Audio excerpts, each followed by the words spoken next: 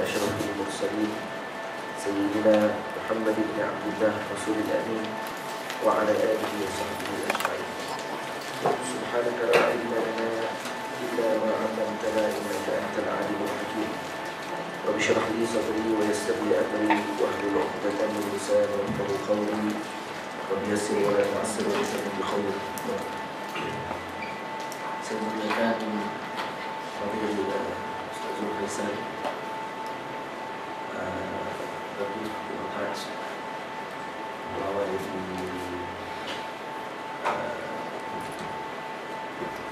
pusat Islam opsi hadirin yang dirahmati Allah Subhanahu wa taala sekalian, muslimin dan muslimat, dan kita bersyukur kepada Allah Subhanahu wa taala pada petang ini dapat kita bersama untuk kita adakan mungkin fiqh salat musafir jamak dan qasar, yang mana saya akan bahaskan pada petang ini khusus dalam mazhab Imam Syafi'i rahimahullah. Biar pembahasan kita tadi ini ada prinsip dan sistem. Sebab itu kita memilih untuk berbincang dalam mazhab Imam Syafi'i, kerana ini mazhab yang dipegang oleh majoriti umat Islam yang berada di Indonesia, insyaAllah.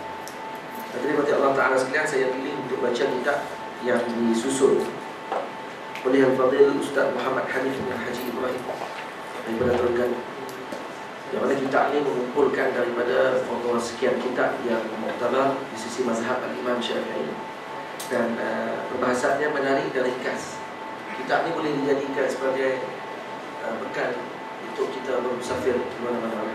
Selepas kita habis kitab ini, insya-Allah kalau musafir di mana-mana tu kita boleh untuk rujuk kembali untuk lihat permasalahan yang ada dalam kitab, insya-Allah. Terima kasih Allah Ta'ala sekalian, saya tidak mau, sebab masa kita tak panjang, pendek kan. Jadi saya rasa kita tidak akan baca bagi Ustaz Sayyidina Muhammad kesemua pembahasan dalam kitab ini bermula daripada muka surat 1. Lalu kita akan bahas secara ringkas dan permulaan Allah Subhanahu wa taala sebelum muka surat 1. Buka satu. Allah Ta'ala firman dalam Al-Quran, wa idza darabtum fil ardi falaysa 'alaykum junahun an taqsuru min as-salati in khiftum an yaftinakum alladhina kafaru. Jadi di sini bermaksud Allah Subhanahu wa taala sebut, kalau kamu bermusafir di muka bumi ini, maka kamu tidaklah berdosa memendekkan sembahyang, yakni salat qasar, jika kamu takut diserang oleh orang-orang kafir. Jadi walaupun ayat ini secara khususnya disebut berkaitan dengan kalau berlakunya peperangan, tapi ini bukanlah merupakan sebab yang khusus untuk melakukan solat qasar. Sebab itu dibagi dalam ilmu tafsir, kalau kita bahas dibagi al-ibratu bi umumi lafzi la bi khususis sabab.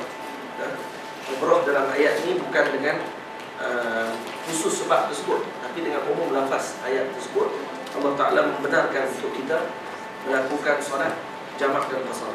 Jadi khusus di sini qasar lah. Baik. Kemudian Nabi sebut dalam hadis pada muka surat yang kedua, as-safaru qit'atun minal 'adzab. Bermusafiran itu adalah salah satu daripada bahagian yang kesusahan. Qit'ah minal 'adzab safar. Betul, kalau kita bermusafir, kita duduk di kampung, datang musafir di opsi ini. Kalau duduk Tanjung Malit tak apalah. Mau duduk di Kedah, duduk di kawasan mana-mana jauh, mereka berkisah dengan keluarga dan sebagainya, termasuk itu adab juga. Walaupun di kampung kita, rumah kita, prasarana taklah sehebat yang berada di sini, tapi tetap kita rasa tenang kalau duduk di tempat kita. Betul. Jadi macam saya nak mari lah tadi, azab lah. Daripada Kedah nak mari sini pukul 8 pagi tu lah. Penuh derak kan, 1414 kan. Itu kena pula kalau kata dia cakap nama main hentak pula lepas ni azab lagi ya. Kita atur minal azab pula. Baik. Kalau kulihat pernah ditanya kepada Al-Imam Al-Haramain, Imam Al-Haramain. Imam Al-Haramain pernah ditanya berkenaan dengan makna hadis ni, as-safar qit'atun minal azab. Apa maksud hadis ni? Maka kata Imam Al-Haramain, kebetulan waktu ketika sebut ayah kepada Imam Al-Haramain, Imam Juwaini meninggal dunia. Baru saja wafat. Jadi bila kata ditanya tentang hadis ini, terus dia sebut as-safar qit'atun minal adab. Maksud dia apa dia? Firaqul habib, berpisah dengan orang yang kita cintai, qit'atun minal azab, termasuk azab yang ada di muka bumi Allah Ta'ala. Nah, jadi kalau kata kita berpisah daripada ayah kita, keluarga kita, termasuk azab. Lepas itu dipanggil as-safar qit'atun minal adab. Baik. Jadi kemudian cuba kita tengok di sini muka surat yang ketiga. Nah, rukhsah yang berhubung kait dengan perjalanan bermusafiran yang jauh, yakni 2 berhala. Ingat, kalau dalam mazhab Imam Syafi'i sebut perjalanan yang jauh tadi bermaksud 2 berhala. 2 berhala dan ke atas. Itu 81 km ataupun 89 km mengikut pandangan yang kedua. Ada 2 pandangan dalam mazhab Imam Syafi'i. Satu pandangan 81 km ataupun 82. Satu pandangan lagi 89 km. Baik. Jadi kalau perjalanan yang panjang ni, ada beberapa perkara yang kita boleh buat rukhsah. Iaitu keringanan yang Allah Ta'ala beri kepada hamba dia. Yang pertama, boleh melakukan solat qasar. Solat yang 4 rakaat boleh dikurangkan jadi 2. Ini sebagai hadiah daripada Allah kepada hamba dia. Yang kedua, boleh kita jamak antara 2 solat. Jamak ni lebih umum lah, sama ada 4-4 ataupun jamak dan qasar sekali. 2-2 ataupun 3-2, 2-3. Bukan main bola. Kemudian rukhsah yang ketiga, menyapu 2 khuf selama 3 hari 3 malam. Ini bagi yang musafir dibenarkan untuk menyapu khuf. Khuf ni apa dia? Khuf ni bukan stokin, dia pakaian yang dipakai pada kaki, yang dibuat daripada alat yang tertentu yang kuat. Dan banyaklah syarat-syarat dia tu diletakkan dalam kitab mazhab Imam Syafi'i. Kalau berjalan tidak akan koyak, kalau kata jalan jauh tidak akan koyak. Lepas tu tidak akan masuk air ke dalam kawasan, dalam apa ni, tempat yang disapu, macam-macam lagi, tidak koyak dan sebagainya. Baik. Jadi ini menyapu 2 khuf selama 3 hari 3 malam. Yang keempat, boleh berbuka puasa di bulan Ramadan jika keluar daripada negeri sebelum terbit fajar. Ini pun rukhsah bagi orang yang dalam perjalanan musafir, boleh untuk berbuka puasa kalau kata dia keluar daripada negeri tadi sebelum fajar. Selepas fajar tak boleh. Syarat tadi. Baik. Jadi 4 perkara ini dibenarkan. Jadi perbincangan kita pada hari ini khusus berkenaan dengan solat qasar dan jamak. Yang ni yang kita tumpu susu. Lagi 2 lagi perkara tu yang kata menyapu 2 khuf dan kemudian berbuka puasa bulan Ramadan tu bukan perbincangan kita pada hari ini. Baik. Jadi cuba tengok pula muka surat yang keempat. Laju kita baca ke? Boleh? Dia lagi soalan lagi baru nak banyak tu. Soalan tu nanti kita akan buka. Rukhsah yang berkongsi antara perjalanan permusafiran yang jauh dan dekat. Jadi kurang pada 2 berhala. Ingatlah, kita kalau perjalanan jauh 2 berhala ke atas. Jalanan yang dekat kurang pada 2 berhala. Jadi bukanlah jauh ni macam kita, orang tanya kita, rumah kamu nak pergi rumah makcik di kampung tu berapa jauh? Oh jauh. Jalan Tih tu. Tu jauh dalam bahasa. Dia nak jalan daripada sini pergi ke depan tu. Kalau kita sini nak pergi ke college dekat dengan surau Al-Falaq. Jadi saya berhenti kat situ, saya tak tahu pun. Dia tak tahu. Tapi ke surau Al-Falaq tu jauh ke dekat? Oh, kita kata jauh juga lah, datang daripada sini. Dia kata, tadi baru mengaji solat musafir tadi, jauh maksudnya 2 marhalah. Maksudnya jauh tadi ni dengan bahasa. Tapi kalau dalam fiqh, maksud jauh ni mesti 2 marhalah ke atas. Faham kan? Kalau dekat, kurang pada 2 marhalah. Maksudnya kalau 2 marhalah, untuk pandangan pertama 82 km ataupun 81 km. Pandangan kedua 89 km. Bawah pada tu semua dikira perjalanan yang dekat. Jadi kita kata daripada sini nak pergi ke Kuala Lumpur 70 km. Betul? Kan? Lebih kurang lah kan? 70 km. Maka perjalanan tu dikira perjalanan yang dekat. Walaupun kalau kita jalan kaki, mampu tengah jalan. Jauh kan? Dikira jauh dengan bahasa kita. Cuma kalau kata dari segi syarak, itu dikira dekat. Perjalanan yang dekat. Faham tak? Macam kita sebutlah ayat banyak. Kalau dalam Kedah, dalam Kedah. Kalau dalam dalam kitab fiqh, kalau kita baca air yang banyak ni maksudnya air yang lebih 2 kolah dan ke atas. Itu baru dikira air yang banyak. Air sedikit maksudnya berkurang pada 2 kolah. Itu baru air yang sedikit. Dah. Jadi kalau kata kita nak minum di kedai minum, kita pergi kedai nak minum air, air banyak ke air sikit? Sikit kot lah kata. Sikit tu kalau dia hantar satu timba, sikit lagi tu. Masih dia kira sedikit. Kerana apa? Kalau hak tukang mengaji kedai tu dia mengaji fiqh lah. Tapi dia tak mengaji pula cara macam mana nak tarik pelanggan. Dia bagi timba. Ayat apa ni, orang panggil apa, ayat temikai nak jenuh. Kembung pokok kan. Kalau dia kembung. Baik. Jadi nampak lah, tu perbahasan dalam sebab tu kulli fannin mustalahatu. Setiap fan ataupun bidang ilmu ni dia ada istilah dia tertentu. Jadi kita kena raikan istilah tersebut. Nah, daripada mana ulama ambil hal tersebut?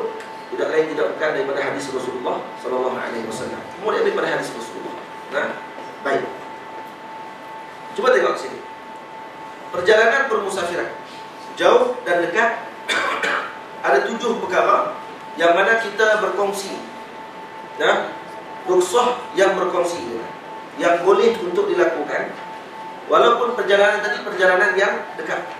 Yang pertama, memakan bangkai haiwan kerana keperluan yang mendesak. Makan bangkai. Kalau kata keperluan mendesak, maksudnya kalau tak makan mati. Itu baru boleh makan. Tapi kalau kata ada makanan lain lagi, satu bangkai pun ada, suruh gagah makan yang bangkai tu. Bila makan yang bangkai tu pula, maksudnya makan sekadar untuk mengelakkan daripada mati.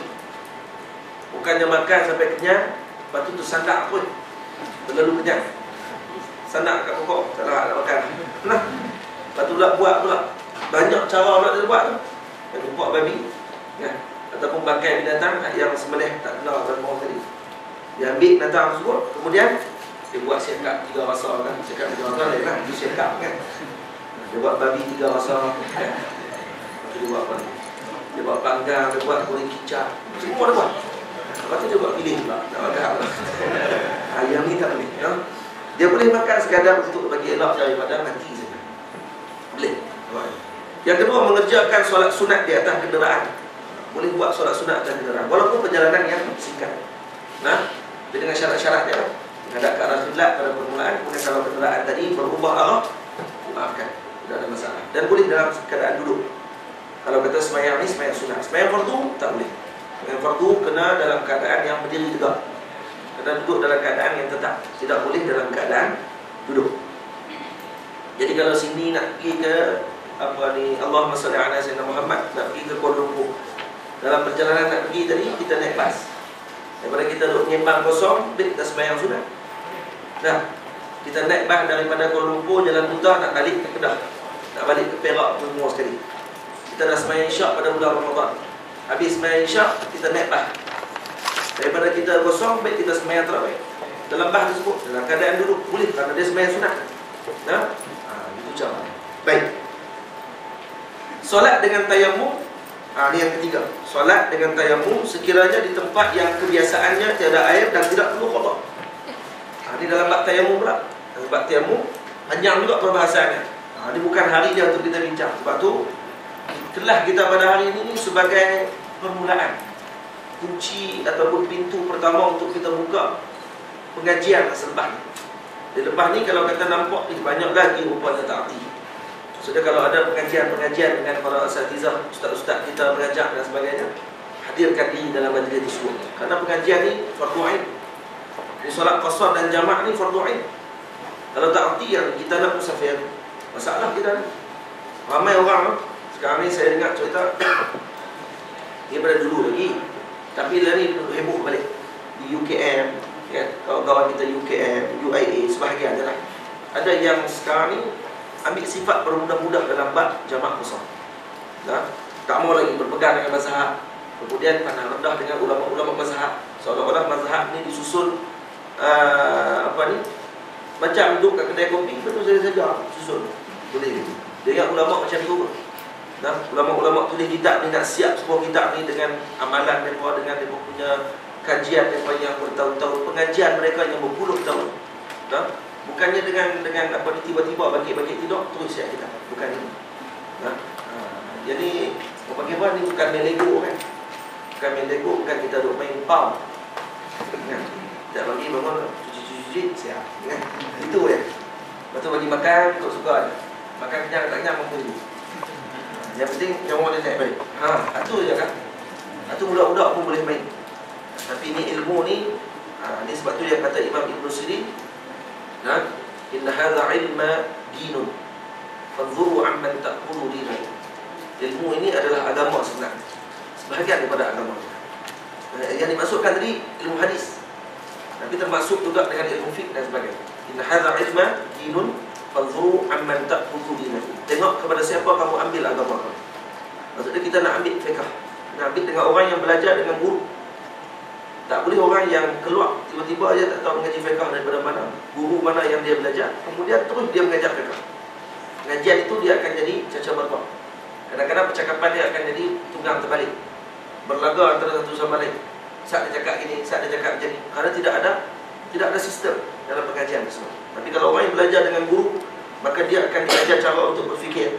Bila nak baca kitab, dia ada dia punya sistem dan dia ada dia punya manhaj ataupun step by step kalau nak mengajar kitab tersebut.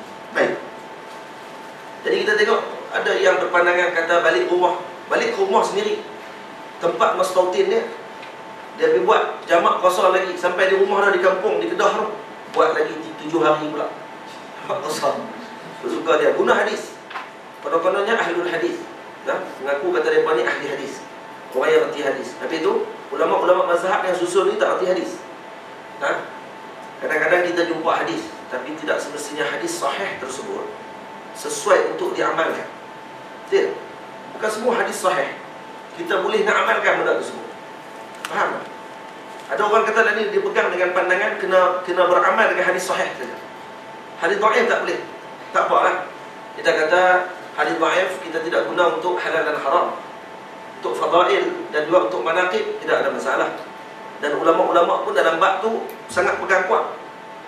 Yang syadidnya kata Imam Ahmad dan para ulama yang lain dalam bab ilmu halal dan haram, hukum hakam, sunat, wajib dan sebagainya, itu diambil pada hadis yang sahih. Baik. Kita tanya baliklah. Semua hadis sahih boleh pakai? Kamu fahamkah hadis sahih itu nak guna di mana tempat dia? Dalam kitab Al-I'tibar karangan Al-Imam Al-Hazimi radhiyallahu anhu. Al-I'tibar nasikh wal mansukh fi nasikh wal mansukh min al-athar. Dalam kitab tersebut Imam Hazimi dia sebut ada satu hadis yang sahih yang disebut oleh Imam Bukhari berkenaan dengan kalau kata kita menyentuh kemaluan batal wuduk tidak? Tangan kita sentuh kemaluan kita sendiri, batal wuduk atau tidak? Hadis yang pertama, sahabat tanya kepada Rasulullah, ya Rasulullah, saya ni tangan saya tersentuh kemaluan, batal tak wuduk? Rasulullah kata, macam mana kamu sentuh hidung kamu? Cuba kita sentuh hidung. Dia pun sentuh hidung. Batal tak wuduk dia? Tak. Jadi Nabi kata, macam tu. Maksudnya anggota kamu itu juga sebahagian daripada kemaluan kamu tu pun anggota kamu macam hidung kamu lah. Seolah gitu. Hadis sahih tak tu? Hadis sahih. Baik, kenapa Imam Syafi'i tidak guna hadis tersebut? Kenapa Imam Syafi'i gunakan hadis yang lain? Ini kerana ada nasikh mansukh. Kerana ada pemahaman nasikh mansukh pula. Ya, hadis ini sahih.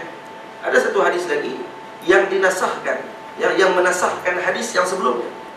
Itu maksud dia sebelum daripada Nabi SAW sebut berkenaan dengan kalau kita menyentuh tangan kita, tapak tangan kita dengan kemaluan, maka batal wuduk. Hadis sahih juga.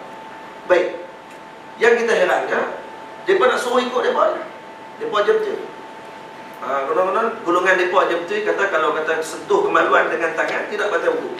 Jadi kita ni yang beramal dengan mazhab Syafi'i, sentuh kemaluan dengan tapak tangan batal wuduk, dia kata tak kena. Karena hadis dia apa ni? Ada hadis yang sahih lagi. Baik, macam mana kamu tahu kata hadis itu lagi sahih pada yang?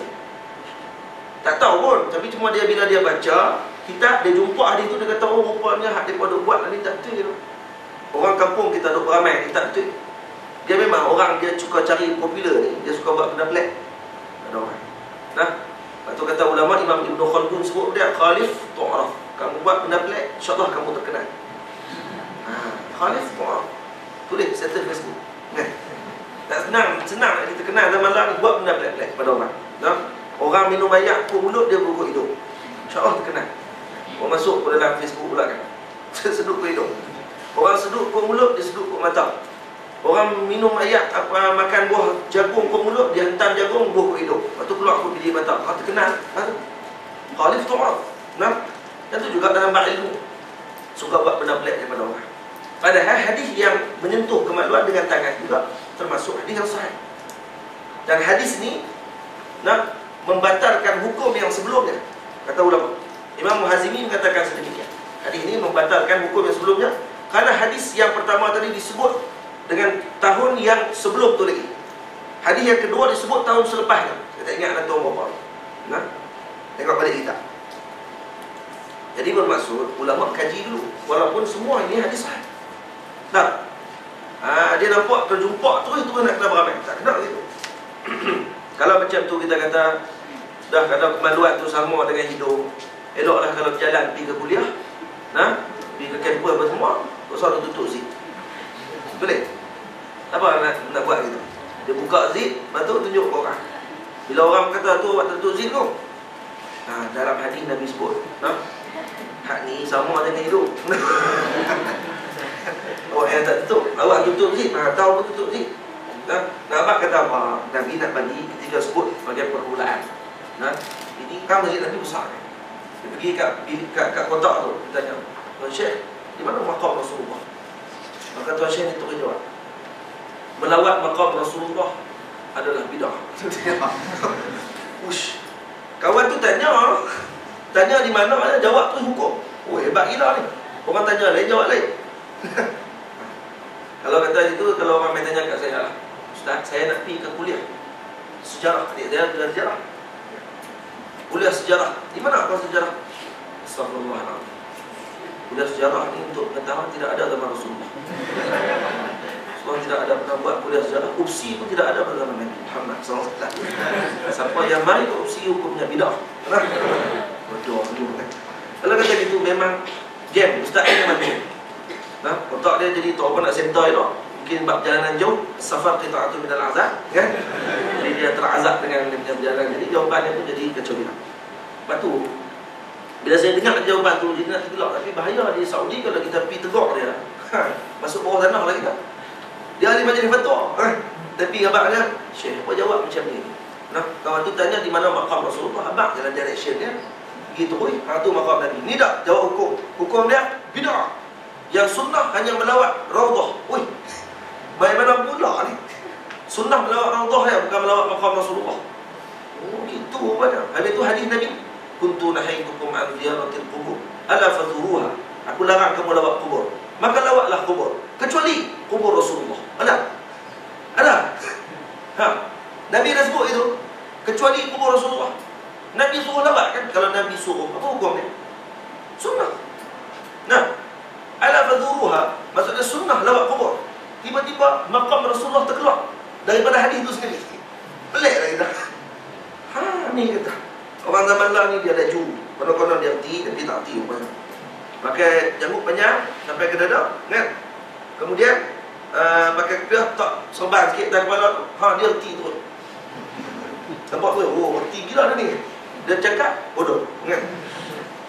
Tak erti rupanya. Bodoh tu bahasa maksudnya tak erti. Dalam bahasa Melayu kita tidak cerdik. Hukum musafir harus bermusafir kerana tujuan perniagaan. Baik, dari mana datang sunnah? Ada orang kata pula gunakan hadis. Nabi kata apa? Nabi kata la tushaddu rihal illa ila thalathati masajid.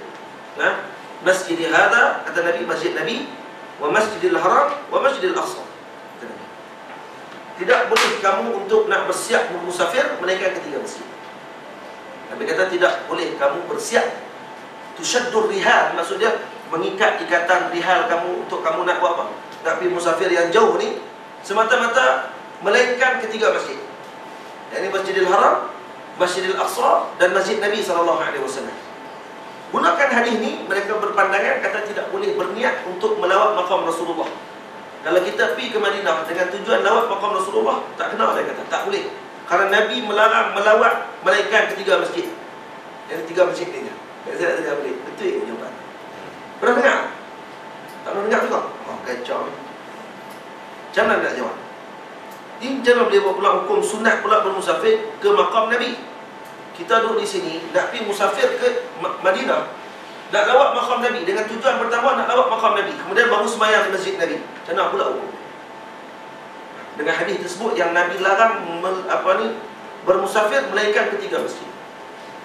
Yang pertama, saya nak tanya, kita mengaji, kalau kata mengaji bahasa Arab, tak mengaji pun saya tak.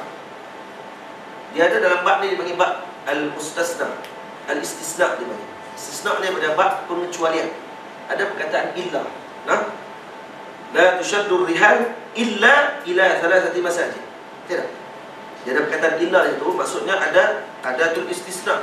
Maksudnya alat ataupun suatu huruf yang menunjukkan tanda pengecualian. Faham? Jadi kalau kita terjemah,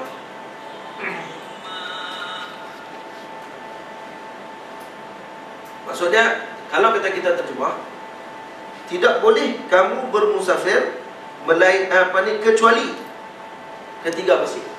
Nah, tidak boleh kamu bermusafir kecuali ketiga masjid. Yakni masjid aku, kata Nabi, Masjidil Haram, Masjidil Aqsa. Tiga masjid. Baik, kalau kita nak mengecualikan sesuatu, dah tentu pengecualian tadi perlu ada kesinambungan di antara benda yang dikecualikan dengan apa yang dia nak kecualikan. Faham tak? Faham?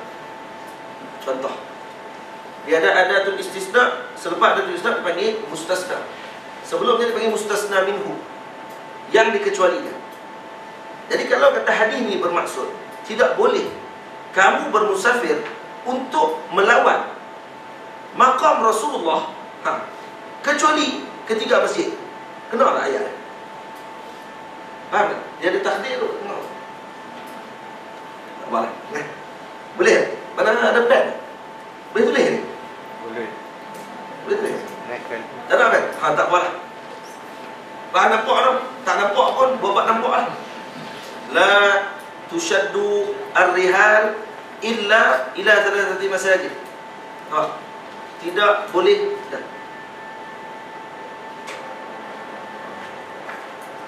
Ada pen? Ada pen tak kita buat. Mana pula kita. Sebab macam tempat kita. Baik, sambil-sambil tu saya terang kat bawah dulu, no? Lalu sekali baru saya terang balik hadis tu. Nak bagi faham elok ni. Sebab tak mau bagi keliru. Zaman ni ramai orang keliru. Baik. Jadi hukum dia apa dia? Hukum harus musafir kerana tujuan perniagaan. Kemudian makruh. Musafir yang hukumnya makruh, yakni bermusafir kerana tujuan perniagaan kain kafan mayat atau hiburan. Pergi musafir daripada Kedah nak pergi ke Kuala Lumpur, semata-mata nak pergi fun fair. Kerja lah seronok. Tapi tengok wayang. Seronok tak tu? Syukur. Jadi kalau macam ni, betul.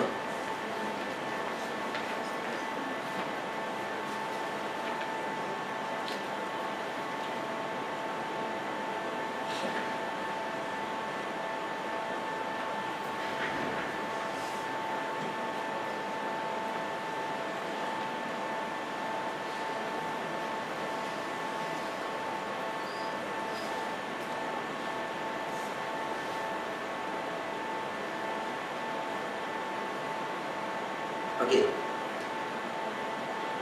La tushaddu rihal illa ila thalathati masajid. Masajid. Tidak boleh kamu bermusafir melainkan ke tiga masjid. Dan itu mana masjid itulah? Masjid Nabi, Masjidil Haram, Masjidil Aqsa. Tiga benar. Baik. Jadi di sini dia ada ni.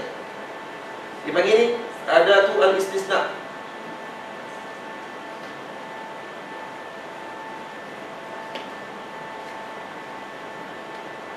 Ada tulis istisna. Kemudian selepas ni ila salah masjid ni, hadis semua ni dipanggil apa ni? Mustasna. Mustasna. Dia mesti ada tiga. Ada saya dah mustasna minhu. Mustasna minhu mesti sebelum dia. Tidak. Sebelum ni. Tapi di mana mustasna minhu dia di sini? Tak sebut kan? Tak disebut. Tak disebut. Jadi kalau kita bahasa kita kalau kita jadilah tidak boleh pergi melainkan ke tiga butuh di sana tapi tak apalah. Lama tak tulis Melayu ni. Tidak boleh pergi melainkan ke tiga masjid. Itu terjemahan tu. Yang tidak boleh bermusafir, tidak boleh bermusafir melainkan ketiga masjid. Okey. Melainkan ketiga masjid ni semua dipanggil mustasna. Yang ni yang dibenarkan. Kecuali ni, melainkan tu kecuali lah. Yang ni ada tu istisna. Di mana mustasna minhu dia? Yang larangan tadi tidak disebut. Baik, kalau kita takdirkan, maksudnya kalau kita letak kat tengah ni, tidak boleh bermusafir untuk berniaga melainkan ketiga masjid. Kenapa? Duduk tu ya. Dia larang dilawat maqam Rasulullah. Jadi kita letak tidak boleh bermusafir untuk melawat maqam Rasulullah melainkan ketiga masjid. Kenapa? Pun pening juga. Apa larang benda tak patut ni? Tidak boleh bermusafir untuk melawat maqam Wali Songo melainkan ketiga masjid. Geno ni. Macam mana? Bermaksud di sini mustasna minhu dia tu jelas. Apa dia? Tidak boleh bermusafir ke mana-mana masjid, ke masjid-masjid yang lain melainkan ketiga masjid. Sebab tu kalau kita bernazar, saya kalau lulus SPM sebelah A, bukan lulus saja, cemerlang dapat sebelah A1, saya akan pergi semayang duha di masjid Jalan Duta. Daripada Kedah nak pergi semayang di masjid Jalan Duta. Bermusafir semata-mata untuk nak menunaikan nazar tersebut. Jadi kalau tanya para ulama akan kata ubah nazar tersebut, niatkan untuk pergi semayang di Masjid Al-Haram. Bukan pergi yang lebih besar lagi. Yang tu baru betul. Pergi bernazar untuk semayang di masjid sana. Faham ke tak faham? Jadi di sini hak mereka ni gunakan hadis ni tak kena tempat. Tidak boleh melawat maqam Rasulullah berdasarkan hadis ni, bermaksud mereka tak faham. Seolah-olah ada tu istisna, mustasna minhu dengan mustasna dia tak taduk. Orang Kedah kata tak taduk, tak taduk. Lepas tu dia tak masuk bab. Tak boleh kamu pergi musafir. Kalau gitu, kita ni tak boleh pergi ke mana? Dia. Orang kata saya ni ustaz, saya duduk di Kedah, saya nak pergi mengaji di kursi ni. Jadi saya nak kena musafir lah. Boleh ke tak boleh? La tushaddu rihal illa ila thalathati masajid. Tidak boleh musafir melainkan ketiga masjid. Jadi sepatutnya UC tak boleh ada, UM, UKM semua tak boleh ada. Semua kena pergi masjid, ngaji di tiga masjid je. Habis tu siapa nak pergi Mesir, lagi tak boleh. Sebab Mesir ahli bid'ah. Jadi Mesir tak boleh dia kata. Kenapa? Kerana keluar pada Mesir banyaknya lawan dengan Madinah. Dia kata mengaji di Masjid Azhar. Oh tak boleh, tak boleh. Nampak tak? Silap penggunaan hadis. Faham tak faham ni? Hadis ni. Kalau orang suruh syarah balik, erti tak? Tak erti je tak, tapi suruh ustaz syarah ni. Kami sebab tu ulama boleh keluarkan hukum daripada yang musafir ni. Ada 5 hukum. Ni kata penting mengaji ilmu lughah dan sebagainya, kena mengaji. Baik. Hukum haram. Haram musafir, seorang isteri bermusafir tanpa izin suaminya atau melarikan diri daripada bayar hutang pada waktu yang dijadualkan. Ini hukumnya haram musafir. Baik. Kita tengok pada bab yang kedua, solat qasar, masuk bab ni. Alhamdulillah. Itu terang-terang secara umumnya. Ada lagi Ustaz Ramon bergempak. Baik. Qasar, apa maksud qasar? Qasar ialah memendekkan solat fardu 4 rakaat, iaitu zuhur, asar dan isyak menjadi 2 rakaat saja. Jadi Solat qasar ni solat yang fardu 4 rakaat saja. 3 rakaat tak ada ala qasar. Qasar 3 rakaat tu dah buat tambah lagi. Lagi sekali lagi solat subuh nak qasar juga. Pakai tak sembahyang tu. Dua aja dah ada 2 dah. Nak qasar lagi. Lepas tu nak bayar berapa? Jadi bilangan 2 rakaat adalah ganti 4 rakaat sebagai rukhsah. Rukhsah. Keharusan qasar dan juga jamak hanyalah khusus untuk musafir yang bukan bertujuan melakukan maksiat. Nanti akan diterangkan. Macam mana musafir yang bukan tujuan maksiat? Ada yang musafir yang dipanggil dengan musafir asi bis safar, asi fis safar. Asi bis safar fis safar. Itu ada 3 jenis musafir. Yang mana satu yang kita boleh untuk lakukan jamak dan qasar, mana yang tidak boleh untuk kita lakukan jamak dan qasar. Jadi kita akan tahu. Hal ini kerana qasar dan jamak itu adalah rukhsah, sedangkan rukhsah itu tidak diberikan kepada musafir yang mempunyai tujuan-tujuan maksiat. Jadi disebut ar-rukhsu la tunatu bil ma'asi. Rukhsah itu ataupun rukhsah itu tidak akan diberikan kelonggaran kepada orang yang buat maksiat. Yang tidak melakukan maksiat saja dibenarkan untuk melakukan rukhsah. Jadi ini hadiah daripada Allah kepada hamba-hamba dia yang bermusafir dengan tujuan tidak melakukan maksiat. Baik. Apa hikmah kita diharuskan untuk qasar? Jadi hikmah dia boleh baca sendiri dalam masalah apa. Dia ada beza antara 2 benda, hikmah dengan illah. Kalau kita mengaji usul fiqh, dia ada hikmah dan illah. Illah ni kalau bahasa terjemah kita ni sebab lah. Walaupun dari segi Allah Masya Allah Sayyidina Muhammad dalam usul fiqh ada bahan lagi tu sebab dan illah pun beza. Apa beza sebab dengan illah? Kata ulama, sebab ni kadang-kadang boleh fikir, illah tak boleh fikir kadang-kadang. Kadang-kadang contoh, apakah illah kita ini illah diwajibkan solat zuhur? Illah dia apa dia? Tergelincirnya matahari. Tergelincir matahari masuk zuhur. Baik, kalau kita fikir balik dalam otak kita, kenapa tergelincir matahari masuk solat zuhur? Boleh fikir? Tak ada fikir lagi dah. Kenapa? Ada boleh fikir lagi? Cuba. Tak boleh kita. Ini bagi ta'abudi. Ini bagi illah. Sebab kadang-kadang boleh. Sebab ada contoh macam mana? Illah diharamkan arak. Kenapa?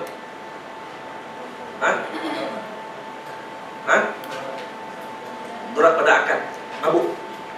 Akan memabukkan. Jadi kita faham, daripada sebab tersebut kita boleh faham. Dan keluar daripada tu hikmah. Hikmah daripada kalau dengan minum arak ni akan menyebabkan banyak fasad akan berlaku. Hikmah. Jadi dia fikir hikmah ni banyak akan berlaku. Hikmah ni boleh berubah. Hikmah tidak mundabit ataupun tidak tetap. Hikmah ni illah tetap. Illah dan sebab ni tetap. Dia tidak akan berubah. Sebab tu kalau dalam bab musafir, kalau orang tanya, Ustaz, apa sebab kita boleh untuk melakukan jamak dan qasar ketika bermusafir? Maka jawapan dia adalah kerana musafir.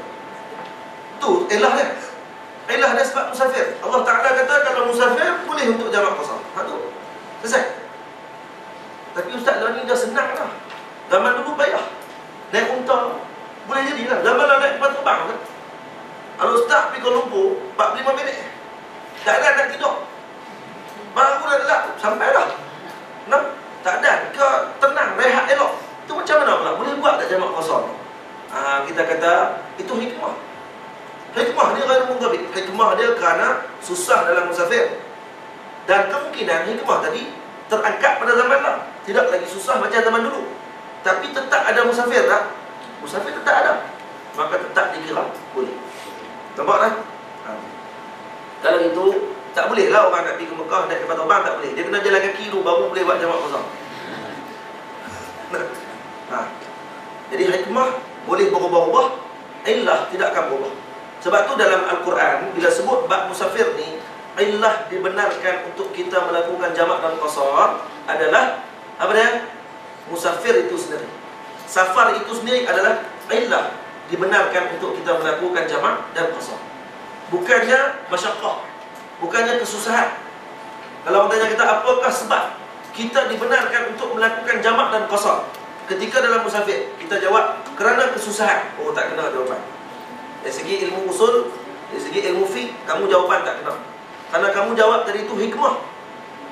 Sebab kemungkinan ada orang jalan tanpa susah. Kalau wali-wali Allah Ta'ala yang kita pernah dengar cerita, yang berjalan dengan dipanggil ashabul qutwah. Tak ashabul qutwah? Orang yang berjalan dengan setapak yang sampai tempat yang lain. Sampai di setapak. Berhubung setapak sampai setapak. Itu macam mana pula dengan mereka? Ada wali-wali Allah Ta'ala yang berjalan perut setapak yang sampai Kedah. Yang baru langkah setapak sampai Kedah. Adakah orang macam ni boleh buat jamak dan qasar? Tak boleh nak? Boleh lah. Yang penting jarak dia tu bukan kira tapak dia tu. Nah, bukan kira tapak dia. Dia buka pintu apa ni, bilik ayak dia. Bilik ayak apa? Pintu dia punya, Allah SWT, pintu almari rumah dia. Bukakan pintu almari, dia tengok nampak lorong. Dah berniak, kan? Kita berniak lagi. Dia sampai di tempat lain. Yang tempat tu jauh dia beribu batu daripada tempat dia. Tapi dengan karamah yang dia ada, dia buka pintu tu saja sampai ke tempat dia. Boleh tak dia sampai di tempat tu, keadaan dia tidak berniat untuk duduk lebih daripada 4 hari, 4 hari dan ke atas, boleh tak dia buat jamak dan qasar tempat tersebut? Boleh, tak ada masalah. Walaupun dia hanya langkah setapak aja sampai di tempat tersebut. Faham? Kenapa? Karena dia dalam masih musafir. Karena jarak dia yang jauh. Bukan dia dikira dengan masyaqqah ataupun tidak. Faham? Jadi sebab tu kalau lepas ni orang tanya kat kita, apa sebab kita dibenarkan untuk melakukan jamak dan qasar? Kita jawab, sebabnya adalah kerana musafir. Itu jawapannya. Kemudian, apa hikmah dia? Hikmah dia barulah kerana masyaqqah. Dan kemungkinan tidak masyaqqah, tapi dibenarkan. Sebab tu, safar ini dibenarkan sampai akhir zaman. Walaupun teknologi macam-macam. Nampak kan? Boleh. Nampak tu alhamdulillah. Jadi fahamlah kan? Lepas ni kalau mengaji usul fiqh, lepas tu penting, usul fiqh penting. Tak apalah kan, kalau kata kita tak ngaji lagi pun di sini, tahu sikit-sikit pun tak apalah. Sebab orang kalau reti usul fiqh ni, dia tak cepat nak ingkar orang. Kalau dia tak reti usul fiqh, dia cepat ingkar. Kalau dia reti usul fiqh, dia akan nampak cantiknya fiqh. Dia tahu fiqh, Masya Allah, ulama tak susun saja ni. Ulama susun ni penuh dengan ilmu yang mendalam dan dengan susunan yang sangat jitu. Nah, sebab kalau kita nak koyak kitab mazhab Syafi'i ni, koyak macam mana? Kita nak kona kok ni, semua ada jawapan. Kenapa kata macam ni? Kerana macam ni. Kenapa kata macam ni? Kerana jawapan yang macam ni. Oh, itu kan.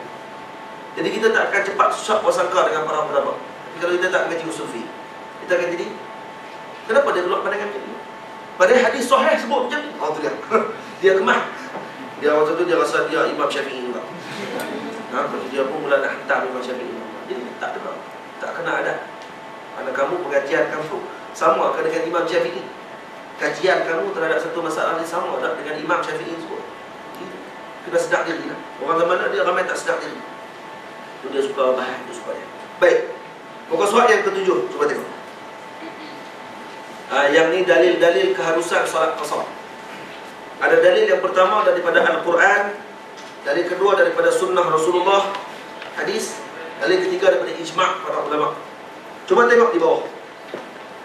Boleh? Tengok pada dalil yang Al-Quran disebut. Tadi kita dah baca dalil tadi. Nah, disebut kata in khiftum an yaftinakumul ladina kafaru. Jika kamu takut. Cuba tengok di baris bawah. Solat qasar dikaitkan dengan ayat jika kamu takut adalah untuk menetapkan peristiwa yang berlaku saat itu. Kerana pada kebiasaannya permusafiran Nabi Muhammad SAW tidak sunyi daripada bahaya. Jadi apa ni, oleh kerana itu Ya'la ibni Umayyah berkata kepada Sayyidina Umar ibni Al-Khattab radhiyallahu ta'ala anhu. Jadi di sini dalam buku ni dia ringkaskan SAW REH sallallahu alaihi wasallam, kita faham kan? Tapi sebaiknya kalau kita nak tulis kitab, saya tidak kata kepada penulis ni, tapi saya rasa mungkin cetakan yang meringkaskan perkara tersebut. Jadi sebaiknya kalau kita nak tulis kitab, jangan ringkaskan macam ni. Nama Nabi kalau tulis sallallahu alaihi wasallam tu tulis untuk dalam bahasa Arab sallallahu alaihi wasallam. Sebab ada satu hari seorang ulama tulis kitab, kemudian dia ringkaskan sallallahu alaihi wasallam tu dia tulis salam, sad lam ain mim. sallallahu alaihi wasallam. Dalam bahasa Arab, salam. Malam tu mimpi jumpa Rasulullah. Rasulullah kata kat dia, kedekut sangat ke dakwah tu nak tulis sallallahu alaihi wasallam. Kekek tu padam tu, tulis balik sallallahu alaihi wasallam. Jadi ada form tu kan, form sallallahu alaihi wasallam. Jadi kalau kita buat apa ni, orang panggil apa, assignment ke apa kan yang ada kaitan dengan Rasulullah, kalau boleh tentang SAW tu jangan tulis SAW, tulis sallallahu alaihi wasallam. Lainlah pangkat kita Datuk semua tak apa lah, AMN, PJK kan, Tesco semua tak apa lah. Tapi kalau kata yang seorang Rasulullah, para sahabat kita boleh tulis semua lah. Jadi kata apa dia? Tengok, Sayyidina Ya'la bin Umayyah tanya kepada Sayyidina Umar, mengapa pula kita hendak qasar solat sedang kita dalam keadaan aman? Soalan dia gitu. Hal ni pun kita terlintas juga lah, ni dah aman dah, kita akan pergi perang pun, kenapa tak kena qasar? Lalu Sayyidina Umar berkata, aku pun merasa heran. Macam mana kamu heran? Dulu pun masa turun ayat tu, bila dah aman dah, Nabi buat juga jamak qasar, aku pun pelik juga. Maka aku bertanya kepada Rasulullah. Hadis orang panggil musalsal ni. Musalsal ni hadis yang ditanya oleh seorang ni pun tanya macam tu juga, sama soalan. Maka Nabi menjawab, sadaqatun tasaddaqallahu biha alaikum faqbalu sadaqatah. Ini adalah pemberian Allah kepada kamu, maka terimalah pemberiannya. Bermaksud di sini, hadis dimaksudkan yang saya sebutkan tadi, al-ibratu bi umumil lafzi la bi khususis sabab. Ibrah ni dalam umum lafaz. Ayat ni umumnya menunjukkan boleh untuk melakukan qasar, bukan dengan khusus sebab tertentu. Hanya pada zaman Nabi berlaku perang baru boleh buat, tak, tidak khusus sebab. La bi khususis sabab, kata ulama. Baik. Kemudian hadis yang mutawatir yang disebutkan dalam riwayat Imam Al-Bukhari. Bila sebut hadis mutawatir ni, maksudnya diriwayatkan daripada jail ilal jail. Maksudnya satu generasi sahabat yang ramai meriwayatkan daripada ramai juga kelompok. Kelompok ni pun diriwayat ramai yang kelompok, sampailah memustahilkan mereka ini melakukan pembohongan terhadap ahli Nabi SAW. Sebab tu mutawatir ni wajib kita beriman dengan hadis mutawatir. Tak semua hadis mutawatir boleh kira. Hadis mutawatir ni boleh kira dengan jari. Maksud dia sikit lah, bukan kira dengan jari suruh. Sikit sangat hadis mutawatir ni. Jadi Allah SWT tak banyak. Kalau hadis mutawatir ni wajib beriman. Siapa yang ingkar hadis mutawatir, kata ulama, boleh jadi kafir. Hadis mutawatir bahaya orang kalau ingkar, kafir tu. Sebab tu dalam bab jamak qasar ni, bab qasar ni khususnya, ulama-ulama ahli sunnah memasukkan bab qasar ni dalam kitab akidah. Kitab akidah ada masuk bab qasar, ada juga masuk bab khuf. Sapu khuf, ada khuf ni ijma'. Siapa yang ingkar khuf? Syiah ingkar khuf. Dia kata khuf tidak ada dalam sembahyang, dalam Islam tak ada sapu khuf. Maka hadis khuf ni mutawatir. Hadis mutawatir, dan ingkar tersebut boleh menyebabkan rosak iman seorang tersebut. Begitu juga orang yang mengingkari solat qasar ni. Solat qasar, kalau kata orang ni dia tiba-tiba dia ingkar, dia kata tak ada qasar dalam sembahyang, tak ada. Maka kita kata kat dia, lebih baik buat qasar. Buat juga. Kamu ni sebab dalam hati tu ada benar ni. Dia kata qasar tak ada, padahal benar tu ada. Kamu eloklah buat. Sebab tu ada orang yang tertentu yang kepada mereka ni afdal untuk mereka lakukan solat qasar. Khususnya orang yang dalam hatinya tidak yakin, berlaku syak dalam hati dia tentang pensyariatan solat qasar. Sebab tu elok kamu buat qasar. Kenapa? Imam takut-takut nanti jatuh imam. Baik. Kemudian ijma' ulama. Baca hadis ni tak faham? Ijma' para ulama seluruh ulama mujtahid berpendapat bahawa orang musafir diharuskan salat qasar. Menurut Imam Syafi'i radhiyallahu anhu, salat qasar bukanlah satu perkara yang wajib, tapi satu rukhsah bagi orang yang musafir, dan rukhsah yang telah diberikan oleh tersebut sebaiknya dikerjakan. Maksudnya kalau dah diberi rukhsah hadiah oleh Allah Ta'ala, eloklah kita lakukan. Kata Imam Syafi'i lagi, jika mereka tidak salat qasar ketika musafir, salat tersebut tetap sah. Jadi ini berbeza dengan sebahagian ulama yang berpandangan kata salat qasar ini ambil rukhsah ni wajib.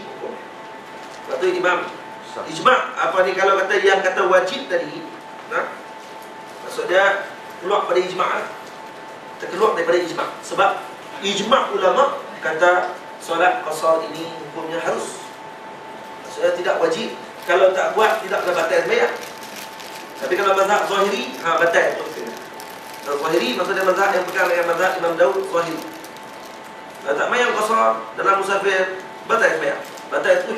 Batal kerana apa? Kerana qasar ini adalah wajib. Dalam Quran, wa idza darabtum fil ardi falaysa 'alaykum junahun an taqsuru min as-salah. Maksudnya tak ada masalah kamu nak qasar salat. Tapi kalau kamu tak qasar juga, maka tak sah bayar. Itu faham memang. Jadi kita guna pandangan yang jumhur ijma' para ulama. Baik. Habis kan? Kemudian buka surat yang ke sebelah. Buka surat sebelah.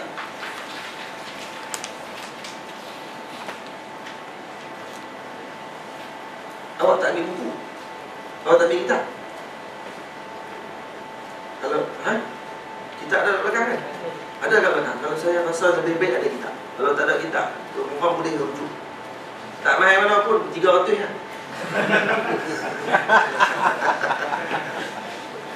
Kita ada ni sebelah ni, 10 ringgit 9 tempat tu belakang. Elok kita ni kalau kata kita dah baca, kita kalau ada kitab kena mungkin tuan-tuan masuk mungkin dia tak tahu. Tak dapat nak ambil. Dapat nak ambil. Ada ni. Eloknya ambil kitab sebab kitab ni orang panggil berkat kalau mengaji ada kitab. Dia ada beberapa alat yang kita kena ada waktu mengaji ni. Yang pertama kitab. Yang kedua pen. Yang ketiga apa dia? Yang ketiga untuk guru. Empat anak murid. Empat ni kena ada. Untuk guru ada. Anak murid tak ada, tak jadi juga. Untuk guru ada, kitab ada, pen pun ada. Pen ada, kitab ada, untuk guru ada. Anak murid seorang tak ada. Payah. Nak kejap macam mana tu? Kejap. Anak murid ada. Pen pun ada, kitab pun ada. Untuk guru pula tak ada. Tak ngaji juga. Pen ada, kitab pun ada. Untuk guru yang tak ada, anak murid pun tak ada. Pun tak jadi ngaji juga. Pen ada, kitab tak ada, untuk guru tak ada, apa pun tak ada. Jadi apa? Tu mungkin di kedai pen lah. Yang pen dia ada kan, di kedai pen. Tak ngaji juga lah. Jadi sebab tu kena ada empat-empat ni. Kena ada. Kitab kena ada. Kalau tak ada kitab, apa ni, Abang Sayyidina Muhammad, rugi. Sebab kitab ni kita boleh bawa buah dalam poket. Buah dalam beg. Kalau kita nak musafir, boleh tengok balik. Oh, ini syarat-syarat dia musafir. 7 kali 8 kali musafir, alim pun bab musafir ni. Kita buka kitab ni, alim. Sampai koyok kitab-kitab. Baik. Sebelah. Muka surat sebelah. Jarak perjalanan diharuskan qasar dalam mazhab al-Imam Syafi'i. Berapakah jarak perjalanan ni? Tengok. Disebutkan dalam satu hadis. Maksudnya semua diambil pada hadis Rasulullah sallallahu alaihi wasallam. Bukan saya saja buat kan? Wa kana ibnu Umar wa ibnu Abbas yaqsurani wa yuftirani fi 4 burudin wa hiya 16 farsaqan. Sayyidina Ibnu Umar dan Ibnu Abbas radhiyallahu anhuma mengqasarkan solat dan tidak berpuasa dalam perjalanan sejauh 4 barit, iaitu 16 farsakh. Ini kiraan lama. Riwayat Al-Imam Al-Bukhari. Cuba tengok muka surat 12. Ini kena kono sikit, dia panggil kitab steering. Tahu kitab steering? Ya, kalau di India, kalau mengaji ulama hadis di India, dia ada kitab steering. Kitab steering ni kalau dia tulis, syekh ni dia akan tulis. Kadang-kadang kitab dia tulis gini. Lepas tu bila nak baca pula, dia tulis ni pula. Jadi kadang-kadang bila syekh dia baca kot ni, dia baca kot ni. Okey, syekh kata, kau nak pusing pula. Ada kau nak pula kot ni. Terus lagi syuk. Kau nak apa tu? Jadi ni pengiraan lama. Cuba tengok pengiraan lama dia macam mana. Jarak solat qasar 2 marhalah sama dengan 4 barit. 4 barit juga bersamaan dengan 16 farsakh. 16 farsakh sama juga dengan 48 mil Hashimi. Jadi berdasarkan satu marhalah sama dengan 2 barit. Satu marhalah 2 barit. Satu barit sama dengan 4 farsakh. 1 mil Hashimi sama dengan 4,000 langkah. 1 langkah sama dengan 3 tapak kaki. Itu dia. Jadi kalau kata permusafiran menunggang unta bersama bebanan berat selama 1 hari 1 malam dengan mengambil kira tempoh mendarat, turun dan rehat. Jadi tempoh jauh ni berapa? Tempoh dia kalau kita naik unta dengan bebanan berat dalam masa 1 hari 1 malam. Ini dikira tempoh yang cukup 4 baling ataupun 16 farsah. Nah, sebab tu ulama dulu kalau nak buat kiraan ni bukan kira saja depa sendiri misalnya. Naik unta jalan dia. Sampai tu oh ini dia punya kiraan. Ini dia jarak tempoh dia yang dimaksudkan oleh dalam hadis Sayyidina Ibnu Abbas. Ulama dulu sampai tahu zaman kita lah senang. Google ya, berapa belah barik ni? Berapa keluar tu ya. Ulama dah bahas dah, orang tulis dah siap-siap dah. Dalam beberapa saat saja dah keluar jawapan. Zaman dulu kena cari. Nak tahu fajar sadiq, fajar kadhib. Al-Imam Syafi'i terpaksa berjaga malam sampai ke subuh untuk tengok fajar sadiq, fajar kadhib. Kita bangun habis semua. Bangun tu habis semua. Oh tengok jadual ya. Oh dah habis dah subuh. Alhamdulillah, tu kata orang zaman lalu ni kurang syukur. Kurang syukur dengan Allah Ta'ala berikan nikmat para ulama yang ada di dunia. Kalau ada nikmat tersebut, kalau tak ada nikmat tu, macam mana kita nak tahu waktu sembahyang? Setiap hari kita nak kena takbir waktu sembahyang kita. Mampu. Nah, setiap hari nak kena tengok. Tengok matahari, tak kayu. Okey, lepas tu dia kena bayang-bayang lebih ke dia kena pendek atau waktu subuh ni, apa ni, masa zuhur ni buka kitab pula. Dah ni tak bayang tu. Ulama-ulama kita lah ni buat senang, buat jadual. Zuhur pukul 1. Jam pula tengok. Jam mampu. Tak apalah. Tengok jam kawan pula. Pukul 1 dah. Amin. Nampak? Mudah kan? Zaman dulu nak kena cari, nak kena apa semua. Tak tengok urus, nak tengok kiblat. Kita tahu dah main-main korupsi ni, tengok dah ada kiblat siap lah. Cuma mari semayang ke tak? Tu ya. Kiblat tahu dah. Masuk surau tu tak ada lah kita buat pelik pada orang. Mihrab pun kita mayang ni. Boleh lah kan. Dia tak balik zaman apa ni menghadap ke arah Baitul Maqdis balik tu. Wallahualam. Tapi kalau dia main tu senang, dah ada dah siap. Dah. Kalau kata kita mari-mari kita yang nak kena buat semua sekali. Nak kena cari. Kita nak tengok macam mana burus. Burus mana yang kita nak kena tengok? Tempat mana nak tengok burus? Banyaknya bintang. Bintang mana yang menghadap ke kiblat? Wallahualam. Nah. Jadi kita ni diberi kemudahan yang banyak lah. Nah, begitu. Kilometer pun siap ni. Ni kata susah ni zaman pengiraan lama. Tengok pengiraan semasa. Ni dalam mazhab Syafi'i nah. Dia kalau buka dalam kitab bab pengiraan ni, ada lagi dalam mazhab Abu Hanifah ada kiraan dia pula. Lepas tu dia berbeza pula kiraan dari segi mazhab berdasarkan kepada dalil dan nas yang mereka pegang. Nah. Dia nak bahas yang tu memang tak cukup lah. Satu hari ni sejam 2 jam memang tak cukup lah. Nah. Kita pula pun nak cukup, mana pun nak sampai cerita benda tu. Bukan kita ni ahli falak kan? Tak kena cerita tu. Pengiraan semasa. Pengiraan pertama tengok. Ni kalau pandangan yang berpegang dengan pandangan Allahumma salli ala Sayyidina Muhammad 81 km ataupun 82 km. 48 mil Hashim, ini Hashimi bersamaan dengan 80.640 km. Lebihkan jadi 81 km untuk jaga-jaga.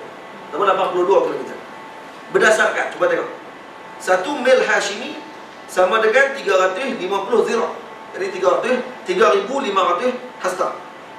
Nah, satu hasta bersamaan 48 cm. Nah, 1 mil Hashimi 1680 meter. Jadi 1680. Atau 1680. 1 mil Kali je nak ni? kali 48. Kali 48. Nah, 1 mil kali dengan 48. Jadi berapa sama dengan berapa? Kira lah no? 80640 ya. Ayat tu lah. Nampak? meter. Dia jawapan dia dah atas tu. Atas dah jawapan atas tu sikit. Jadi 48 mil. Jadi kira dengan mil ni 1 mil Hashimi 1680. 1680 kali dengan 48 mil sama dengan 80,640. Jadi 80.640 km. Baik, pengiraan kedua pula. Tengok dengan 16 farsah. 16 farsah sama dengan 88.7. Dilebihkan jadi 89 km untuk berjaga-jaga. Jadi satu farsah sama dengan 3 mil. Mil ni ialah yang kita kira tu miles. Bahasa Inggeris kita miles, batu. Satu batu, dua batu, tiga batu, ni dah. Jadi satu farsakh sama dengan 3 batu. Satu batu sama dengan 1848 meter. Nah, 1848 meter kali dengan 16. Nah, dengan 16. Kali dengan 16, maka akan keluarlah 88704 km. Jadi 88,7 km. Baik. Jadi ada dua pandangan dalam mazhab Imam Syafi'i. Ada yang berpegang dengan pandangan 82 km, 81 dan 82 km. Ada yang berpegang dengan pandangan 89 km. Tapi yang kalau disebut oleh sebahagian ulama 82 km. Nah, 82 km. Jadi kita nak guna mana pun tak ada masalah. Baik. Permulaan permusafiran. Bila kita nak kira, nak dikira kita ni sebagai orang yang memulakan musafir, di mana tempat dia? Seorang dipanggil musafir dan berhak mendapat rukhsah daripada sudut syarak ialah apabila melepasi benteng kawasan bermukim. Sekiranya kawasan bermukim menjadi benteng, yakni suap ni benteng lah. Atau melepasi kawasan bangunan kawasan bermukim, sekiranya kawasan bermukim tersebut tidak ada benteng. Jadi bermaksud di sini kena keluar daripada kawasan mukim. Faham tak? Kita duduk di mukim kita tu, keluar pada mukim kita tu kan ada benteng sambil tulis mukim sekian-sekian. Tak. Apa saja di mukim Pedu. Keluar pada mukim Pedu, masuk mukim mana tak? Mukim apa? Mukim tak tahu saya tak tahu. Tapi tak tengoklah kan kalau kata dah rasa ni kawasan masih lagi mukim Pedu lagi ni. Keluar di Kuala Nerang. Kuala Nerang dah keluar pada Pedu dah. Lebih kurang 15 km daripada kampung saya tu. Dah keluar daripada mukim Pedu dah. Jadi di Kuala Nerang boleh tak lagi kamu dikira sebagai musafir? Ya, dikira musafir pada ketika itu. Bukan keluar di Kuala Nerang. Maksudnya bukan 15 km tu dikira musafir dah ni. Dah keluar dah mukim. Boleh dah buat jamak qasar. Elok. 15 km dah. Syarat dia kita nak keluar jauh lah ni. Yang perjalanan kita tadi lebih daripada 2 marhalah. Disebutkan tadi. Orang yang masih berada di kawasan pagar kampung, yakni qaryah atau kawasan bangunan qaryah, tidak dinamakan musafir. Hal ini kerana perjalanan musafir tersebut hanya bermula sebaik sahaja melepasinya, dan akan berakhir apabila sampai semula ke kawasan itu. Cuba tengok di bawah, muka nombor 6 di bawah. Bagi masalah kiraan penunjuk jarak kilometer yang terdapat di layar kereta, kiraan jarak bermula selepas melepasi kawasan bermukim. Jadi kiraan KM tadi bukan bermula di rumah seperti mana anggapan sebahagian orang pada zaman sekarang. Jadi kalau kata contoh, kita nak pergi ke Allahumma salli ala sayyidina Muhammad, nak pergi ke Kuala Kangsar. Daripada rumah kita nak ke Kuala Kangsar, betul-betul daripada rumah kita tu 81 km. Daripada rumah kita nak keluar tu sampailah ke Kuala Kangsar 81 km. Boleh ataupun tidak kita buat jamak qasar? Tak boleh. Tak boleh lagi. Kenapa? Kerana dikira daripada rumah tadi ni tak lepas. Dia kena kira daripada jarak keluar daripada mukim tu. Contoh dia keluar daripada mukim lebih kurang dalam 10 km. Kawasan mukim dia luas. Keluar daripada mukim dia 10 km. Okey, daripada 10 km tu lah dia akan kira balik jarak daripada mukim tersebut sampai ke tempat yang dia nak pergi tadi. Cukup dah 81 km. Jadi jangan kira daripada rumah. Baik. Akan berakhir apabila sampai semula ke kawasan itu.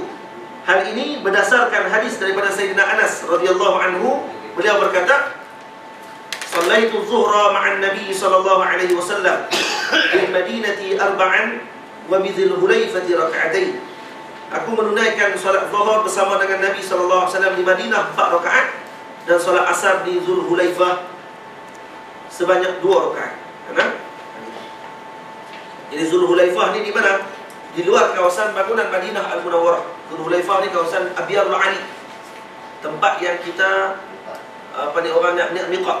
Nak niat miqat daripada Madinah Al-Munawwarah nak menuju ke Mekah. Baik. Bila tamat permusafiran, sebagaimana penting perbicaraan di bab permulaan musafir, begitu juga bab tamat musafir. Apabila permusafiran sudah tamat, status musafir akan terluput menjadi orang yang bermukim. Ingat, dia kena beza no. Apa istilah musafir, apa mukim, apa mustautin. Musafir ni maksudnya orang yang dalam perjalanan yang perjalanan tersebut lebih daripada 2 marhalah, dan kemudian dia kurang daripada 4 hari, 3 hari, 3 hari dan ke bawah. Mukim, orang yang digelar mukim ni orang yang berniat untuk menetap di tempat tersebut 4 hari dan ke atas. Manakala mustautin, orang yang berniat untuk duduk di satu tempat yang dia tidak akan berpindah daripada tempat tersebut dalam apa jua keadaan sekalipun, dan dia berniat untuk mati di tempat tersebut. Itu baru mustautin. Jadi kalau contohnya kita duduk di kursi ini 80 tahun, dia gaji apa sampai 80 tahun ni? Tak, memang dia kata saya punya nak khidmat di kursi ini selama 80 tahun. Tapi kita tanya dekat dia balik, memang selama-lamanya akan nak duduk di kursi ini? Tak, dia kata saya akan balik kat di kampung buat rumah orang ya. Cuma saya lama dah duduk di kursi ni, 80 tahun dah. Di kamu mustautin dah di kursi ni? Tak mustautin ni. Kamu di kamu mukim ni. Mukim kerana apa? Kerana kamu berniat untuk berpindah juga ke tempat lain. Tetap mukim walaupun 2000 tahun duduk di kursi. Dia bukan 80, 2000 tahun. Rabak atau lebih tu. Walaupun beribu tahun pun dia duduk, tapi dia berniat untuk nak balik semula ke tempat dia, maka ketika sebut dia tetap dikira bermukim. Faham? 4 hari ke atas mukim. Orang yang mukim ni tak boleh dapat usaha. Sebab tu kita daripada kampung mari ke UPSI, sampai dah tempat kita ni, kita nak duduk lebih daripada 4 hari kan. Sampai cuti sem pula kata baru nak balik, ataupun ada cuti yang bila pula lepas 2 minggu 3 minggu baru nak balik pula, maka kamu dah dikira mukim. Orang mukim dah tamat tempoh permusafiran. Habis dah. Faham kita? Bila sampai sini, habis dah tempoh musafir. Di sini kena sembahyang macam orang biasa. Kena sembahyang 4 rakaat Zuhur, 4 rakaat Asar, 4 rakaat Isyak. 3 rakaat Maghrib dengan 2 rakaat subuh tu memang tak ada heran lah. Subuh dah waktu tu kan. Yang tu kena buat macam biasa. Okey. Kalau mustautin, orang tanya dia tak mau pindah. Kalau dia pindah pun hanya sekadar urusan dia tertentu, kemudian dia akan patah balik duduk di kampung tu balik. Itu dikira mustautin. Mustautin ni yang akan menetap di tempat tersebut dan tidak akan berpindah melainkan keadaan-keadaan tertentu saja. Berniaga, pergi mengaji sah, dia akan balik semula ke tempat tadi. Itu dikira mustautin. Faham? Tak faham apa lagi tulis, lepas tu tanya. Baik. Oleh itu tidak ada rukhsah diberikan sebagaimana diberikan kepada orang yang musafir. Permusafiran tamat atau terputus ada 2 keadaan, pada 2 keadaan. Dan 2 keadaan tersebut tidak boleh solat qasar. Yang pertama, ini ada 2 keadaan yang terputus musafir. Yang pertama dipanggil makisin mustaqillin, yaitu orang yang berhenti, yakni orang yang bukan sedang bergerak meneruskan permusafiran ke destinasinya. Tengok nombor 8, berbeza dengan orang yang berniat pulang, tapi pada waktu yang sama masih meneruskan perjalanan dan tidak mengikut orang lain. Tengok nombor 9 pula.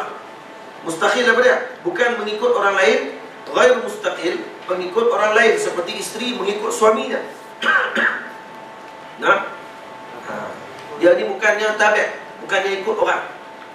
Contohnya keluar dengan tentera, ketua tentera tak abang nak pergi ke mana, dia dikira sebagai orang yang masih mengikut kepada orang tersebut. Dia kata ikut kepada tuan dia. Jadi dia kata apa ni? Berniat pulang ke tanah air dan baki jarak ke tanah air kurang daripada 2 marhalah. Sekiranya baki jarak ke tanah air lebih daripada 2 marhalah, di sini bermula permusafiran yang baru. Baca sekali.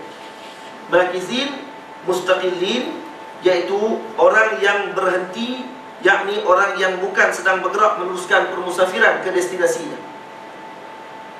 dan tidak mengikut orang lain. Berniat pulang ke tanah air dan baki jarak ke tanah air kurang 2 marhalah. Contoh, dia daripada Al-Ustaz nak mari ke Kuala Lumpur. Kemudian sampai di Sungai Perak. Sampai di Sungai Perak dia berhenti. Dia rasa macam apa ni, Allah Ta'ala duduk kat Sungai Perak pun. Kita duduk kat Sungai Perak ni. Dan dia tak ikut orang. Dia seorang-seorang dia. Nah, dia adalah tuan rombongan tersebut. Suka dia nah. Jadi waktu ketika sebut, dia berniat nak pulang balik ke tanah air. Dia nak patah balik ke tempat dia balik. Daripada tempat dia tadi nak pergi ke Sungai Perak berapa kilometer, kemudian dia nak patah balik semula ke tempat dia. Dan baki jarak ke tanah air kurang 2 marhalah. Contohnya daripada tempat dia nak pergi ke Sungai Perak, dia berhenti kat Sungai Perak, nak patah balik tadi dia kurang 2 marhalah. Kurang pada 81 km. Maka bukan pergi balik, nak balik saja. Nak balik saja. Jadi dia pergi dah 70 pun contohnya. 70 km dia berhenti. Dan dia rasa nak patah balik ke tempat dia. Yang mana tempat tadi kurang pada 2 marhalah, 70 km, 79 km. Nah, sekiranya baki jarak ke tanah airnya lebih 2 marhalah, di sini bermula permusafiran yang baru. Jadi, kalau kata dia nak patah balik daripada tempat tersebut, nah, maka tak boleh lagi untuk dia buat jamak qasar pada ketika. Kalau dia nak patah balik dan kurang pada 2 marhalah. Kalau kata orang ni pula jenis orang yang mengikut. Orang yang mengikut ni macam mana? Isteri. Ikut laki tak tahu nak pergi mana. Bila dia tanya ke laki, abang nak pergi mana ni? Pergi ke depan kan? Dia nak. Memang mana ada orang pergi ke belakang. Pergi ke depan mak. Kan ada kan? Ada mak keluar dengan ayah, anak ada sekali. Anak tanya, "Pak nak buat kereta?" Pak tanya. Mak anak tanya kat Pak, "Pak nak pergi mana ni? Sebenarnya ni." Pergi depan. Ada jawapan. Tak jawapan orang. Kena ikut je lah pergi depan. Jadi pergi depan tu, tak tahu nak pergi ke mana. Jadi, kalau kata si isteri tadi ikut kepada si suaminya, dalam keadaan dia tidak tahu nak pergi ke mana, boleh tak isteri tadi untuk buat jamak qasar? Tak boleh. Lagi mana tidak lebih pada 2 marhalah. Lebih 2 marhalah baru boleh buat. Dia tidak boleh buat daripada keluar mukim kampung dia. Tak boleh keluar, tak boleh buat lagi. Dia kena keluar lebih daripada 2 marhalah dulu. 81 km dah perjalanan. Oh, baru tahu ni musafir berapa banyak ni. Baru boleh buat. Sebelum tu tak boleh buat. Kerana dia orang yang mengikut kepada orang lain. Isteri ikut kepada suami. Itu. Tapi kalau dia tahu pada awal, laki dia abang memang nak pergi ke Kuala Lumpur, nak pergi pergi jalan-jalan, tengok adik-adik balik tak apa. Bila kita tak mau abang, saja buat surprise. Kita surprise juga abang ni. Aku nak buat jamak qasar juga dia lah. Nak surprise lah, tapi aku nak baca jamak qasar ni abang lah berapa kilometer tak mau abang tempat, aku nak abang berapa kilometer. Tak. Kita kena reti juga. Baik. Tak ada surprise, banyak sangat pun payah juga kan. Pernah dengar contoh surprise? Pernah dengar contoh surprise? Pernah dengar? Soal lelaki ni,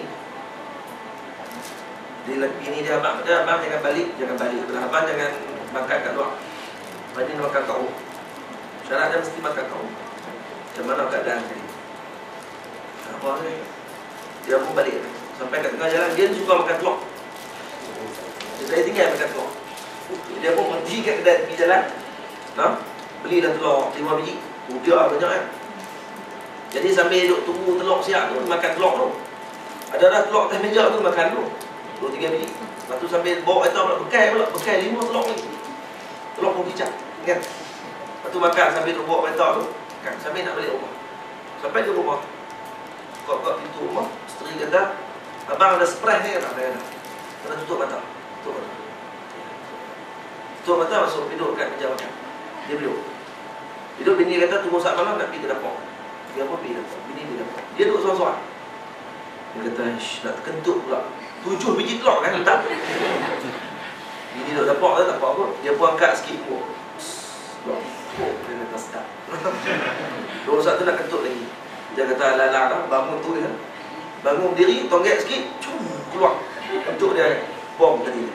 3-4 kali kalau kentut. Seronok dah duduk kentut tu. Lepas tu bini pun main. Bini main, "Abang, surprise." Kok tengok, ada bos kat depan. Kan? Mak tua pun ada, mak tua semua dah. Jadi dia balik semua dekat meja makan. Semua muka.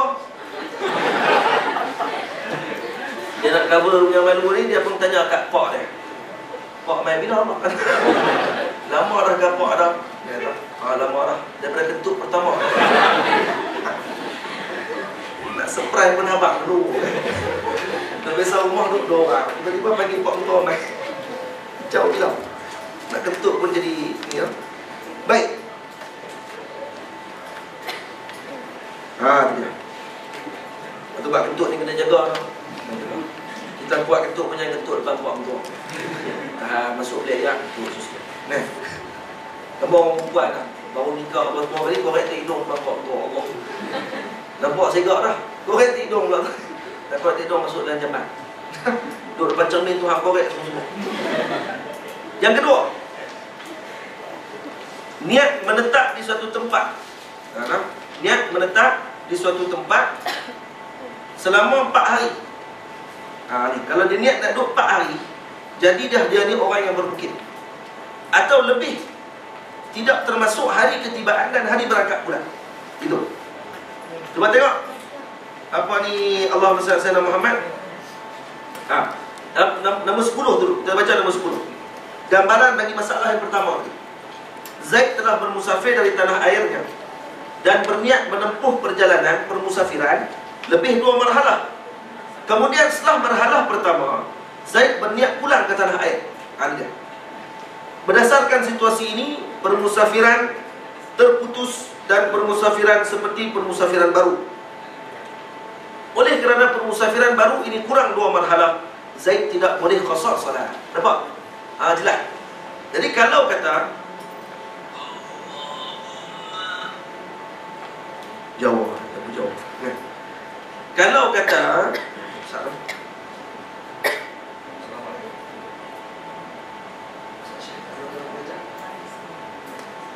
ada diskusi.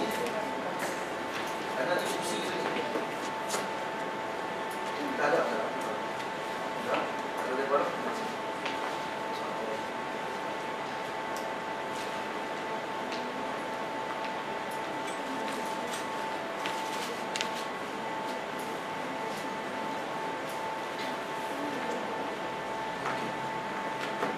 Kemudian, jadi kalau kata orang ni bermusafir daripada Kedah nak pergi ke ke Kuala Lumpur sampai di Gurun contohnya. Gurun baru dalam 40 km daripada Al-Ustaz.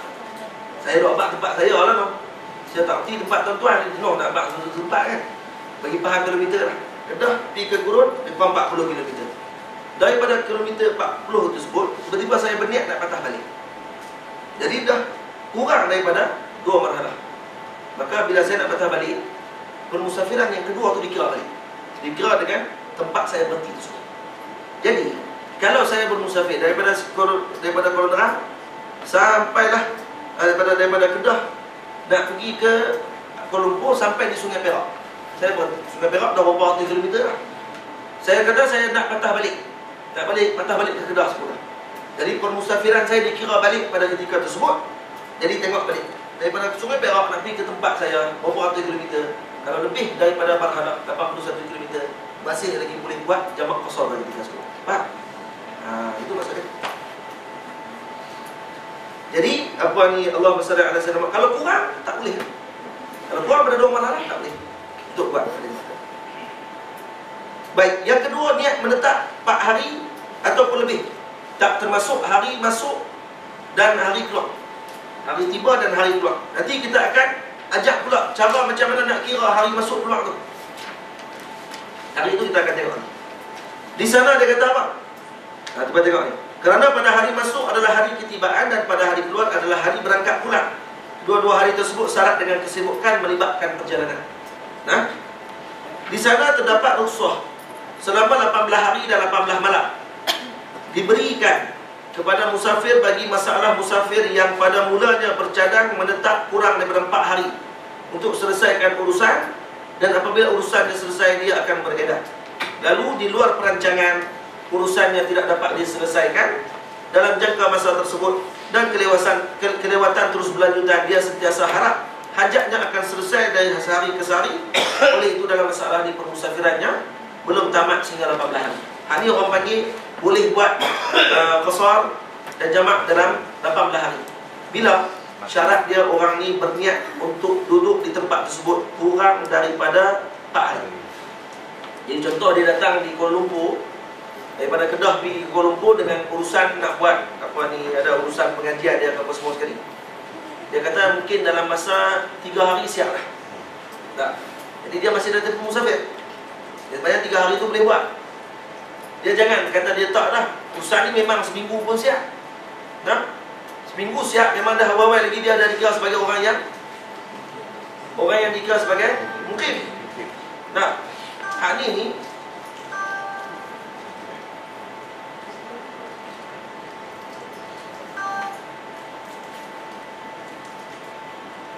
baik.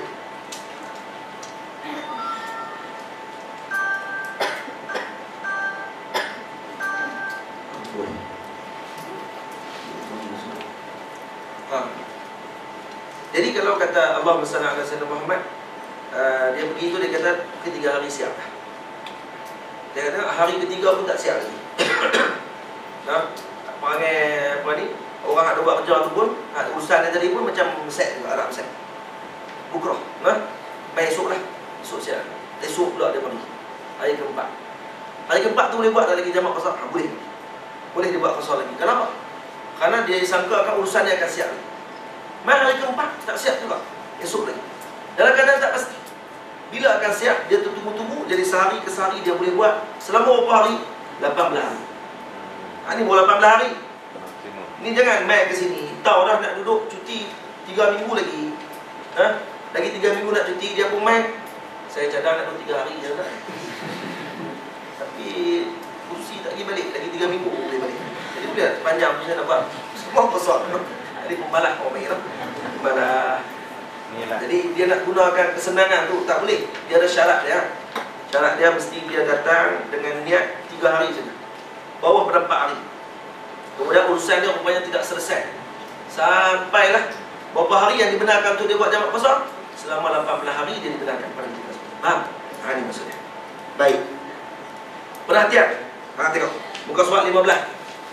Kalau dia dah tahu dari awal lagi urusan akan selesai dalam tempoh 4 hari ke atas, dia tak boleh jamak dan qasar. Tahu dah pun urusan dah memang tahu siap 4 hari ke atas, tiba-tiba dia saja juga nak buat juga 18 hari, tak boleh. Faham? Dalil dibolehkan salat qasar termasuk jamak setelah menepati syarat-syarat seperti masalah di atas selama 18 hari berdasarkan suatu hadis daripada Sayyidina Imran ibn Husain radhiyallahu ta'ala anhu, katanya ghazawtu ma'a Rasulillah sallallahu alaihi wasallam wa syahidtu ma'ahu al-fatha fa aqama bi Makkah 18 lailatan la yusalli illa rak'atain. Aku berperang bersama dengan Rasulullah sallallahu alaihi wasallam dan bersama-sama baginda ketika pembukaan Makkah. Baginda tinggal di Makkah selama 18 hari dan baginda tidak bersolat melainkan mengqasarkan solat kepada 2 rakaat. Apa maksud dari sini? Nampak ulama faham macam mana hadis ni? Orang kalau tak faham hadis, fiqh hadis, dia akan kata, ni Nabi boleh buat 18 hari sebenarnya, tak ada sebab apa pun. Siapa kata tak ada sebab? Nabi sampai dalam keadaan sebagai ketua negara. Dia sampai di Mekah, Nabi nak kena uruskan banyak benda. Siapa yang akan jadi pemimpin yang akan menggantikan Rasulullah di Mekah? Siapa yang akan jadi muazzin di Masjid Nabi, di Masjidil Haram? Siapa yang akan uruskan bahagian Kaabah? Siapa yang akan menjaga bahagian pengurusan Masjidil Haram secara umumnya bagi ayat dan sebagainya tu? Siapa yang akan uruskan? Kemudian siapa yang akan jaga bahagian ni? Kan tu satu urusan yang besar tu. Sebab tu Nabi sangkakan mungkin akan selesai dalam masa yang singkat. Kemudian rupanya tidak selesai melainkan 18 hari. Maka Nabi lakukan 18 hari tersebut dengan makna yang kita sebutkan. Sebab tu ulama mazhab Syafi'i menggunakan hadis ini dalilkan kata bagaimana urusan tidak selesai. Dan tempoh musafir tadi mesti dia niat 3 hari saja. Tengok-tengok tak selesai juga, maka dibenarkan sampai 18 hari. Ini maksudnya hadis. Tapi kalau orang dia tak baca fiqh hadis, maksudnya tidak tengok dengan waqi' hadis pada ketika tersebut. Kenapa Nabi buat macam tu? Maka dia akan ambil dengan zahir hadis. Zahir hadis ni yang orang pakat ubat tadi. Faham tak? Tu yang pakat sembahyang 18 hari tu. Orang tanya, ambil mana ada 18 ni? Hadis riwayat Imam Abi Daud. Tu 18 hari. Hang faham tak hadis ni macam mana? Macam yang ulama-ulama faham. Oh tak, saya baca hadis. Nah, kan Nabi suruh ambil dengan Al-Quran dan hadis. Oh, pandai lah ambil Al-Quran dan hadis. Nah, payah orang macam ni senang kita pun payah. Nah, jadi kalau kata Allah SWT Muhammad, kalau kata dia suruh ambil Quran dan hadis, saya nak tanya balik lah. Cuba bawa keluar tengok daripada Quran. Nah, sembahyang 5 waktu, keluar. Boleh bawa keluar, sembahyang 5 waktu daripada Quran. Sayyidina Ibn Abbas boleh bawa keluar. Nah, kalau betul kamu ni keluar Quran dan hadis, sungguh-sungguh pakar macam Imam Syafi'i tak apa. Imam Syafi'i pernah sekali dalam Masjidil Haram buat satu majlis, kemudian dia kata kepada orang ramai, siapa nak tanya soalan hari ini, tanyalah. Saya akan jawab berdasarkan Quran dan hadis. Quran dan hadis. Maka ada seorang lelaki tanya, wahai imam, apa hukum membunuh zumbur? Zumbur ni apa ni? Tebuan. Apa hukum bunuh tebuan ketika ihram? Kita dalam ihram bunuh tebuan, apa hukum? Ada dalam Quran. La taqtuluz zumbur. Ada. Ada ayat Quran. Ada hadis Nabi sebut. Nabi tengok macam mana Imam Syafi'i keluarkan hadis. Imam Syafi'i kata apa?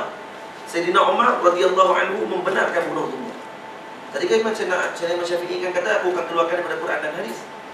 Tapi bila ditanya bab zumbur, boleh dibunuh tak ketika muhrim dalam keadaan ihram? Maka dia kata boleh. Kerana Sayyidina Umar membenarkan bunuh zumbur. Tebuan dibenarkan bunuh. Berdalilkan daripada hadis Nabi. Nabi kata apa? Iqtadu bil ladaini min ba'di Abu Bakr wa Umar. Ikutlah dua orang selepas Abu Bakar dan Umar. Itu kan hadis Nabi. Suruh ikut Sayyidina Umar. Dan kemudian dalam Al-Quran Allah Ta'ala kata, wa ma atakumur rasul fakhudhuh wa ma nahakum anhu fantahu. Yang datang daripada Nabi ikut, yang dilarang oleh Nabi tinggalkan. Tu Nabi suruh kan ikut Sayyidina Umar. Sayyidina Umar benarkan bunuh. Kan tu daripada hadis Nabi juga. Semua daripada hadis Nabi sebenarnya. Nah, dia kata Al-Bukhari ataupun cerdiknya Al-Imam Syafi'i dalam mengeluarkan hukum hakam. Kalau kita cari mampu, kita nak cari. Nak buka Quran cari zumbur nak mana ambil mana? Buka pula dalam Google, zumbur dalam Quran ada tak? Tu kata jangan buat belagak kan. Kata Imam Ibn Uyainah, Sufyan Ibn Uyainah kata apa?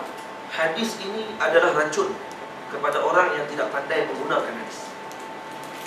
Nah, hadis ni dalam bahasa sama penawar dan sama-sama racun. Racun kepada orang yang tidak pandai guna. Seperti mana ubat di makmal. Kita tahu tu ubat, tapi cuba kalau silap ambil. Jadi apa? Jadi racun. Melainkan orang farmasi lah yang pandai nak bagi ubat.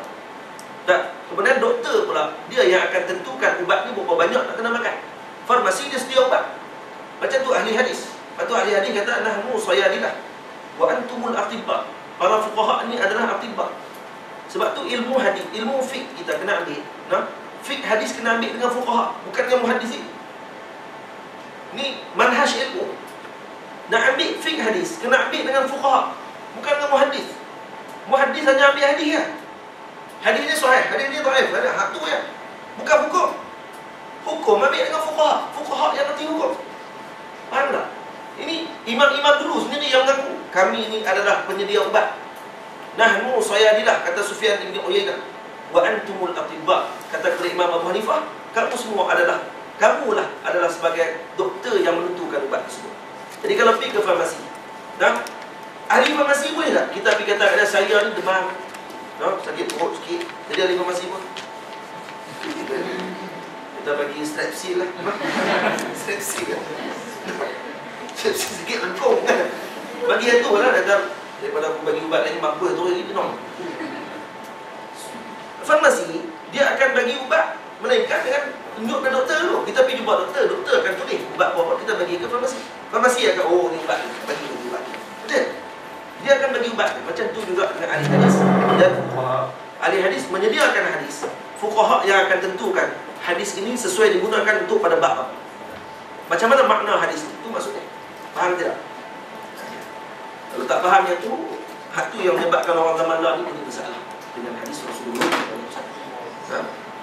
Syarat-syarat solat qasar. Dia tak sempurna. Macam mana? Buka soalan jawab.